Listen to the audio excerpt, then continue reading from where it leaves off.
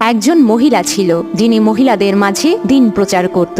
একদিন তিনি তাবলিগের সকল মহিলাদের উদ্দেশ্য করে বলল, বোনেরা আমার, পুরুষের বিয়ে করা সুন্নত।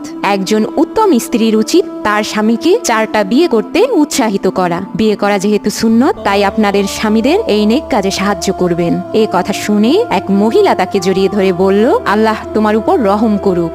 আমি তোমাকে একটা কথা বহুদিন ধরে বলার চেষ্টা করছি, কিন্তু সাহস পাইনি। আমি আর তোমার স্বামী 4 বছর আগে লুকিয়ে বিয়ে করেছি।